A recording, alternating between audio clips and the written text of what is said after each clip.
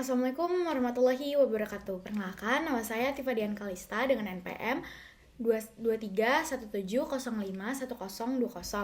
Pada kesempatan kali ini, saya ingin mengerjakan tugas dari mata kuliah Komunikasi dan Presentasi yang diampu oleh Bapak Rizky Prabowo.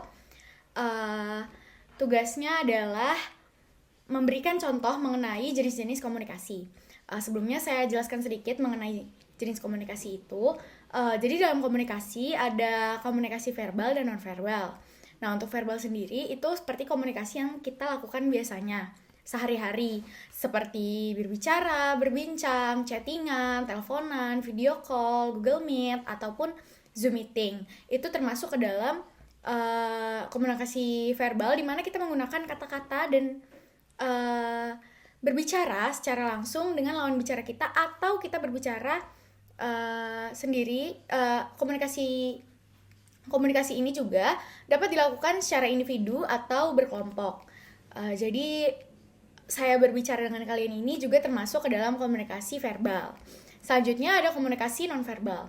Untuk komunikasi nonverbal itu sendiri, dia biasanya dilakukan melalui body language dan sikap kita terhadap seseorang.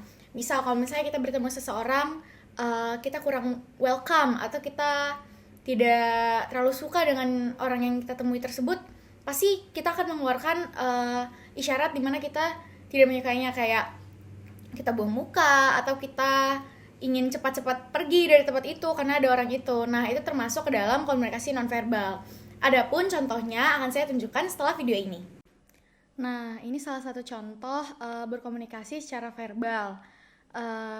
Saya mengambil contoh bagaimana saya melakukan chat pribadi dengan dosen dan asisten dosen, yaitu saya meminta approval KRS dan meminta modul.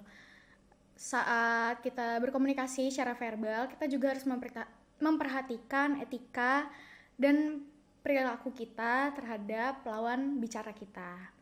Nah, begitulah untuk contoh dari komunikasi secara verbal. Nah, sedangkan untuk komunikasi secara nonverbal, saya akan mencontohkan yaitu bahasa isyarat.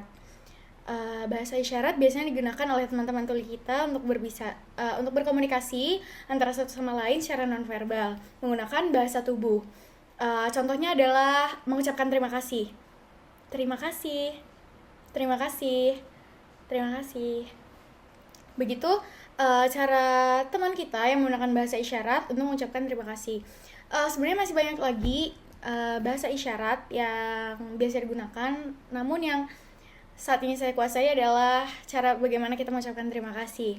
Sekiranya itu yang dapat saya sampaikan. Apabila ada salah kata mohon dimaafkan. Wabillahi taufiq wal hidayah. Wassalamualaikum warahmatullahi wabarakatuh. Semoga materinya membantu teman-teman. Terima kasih.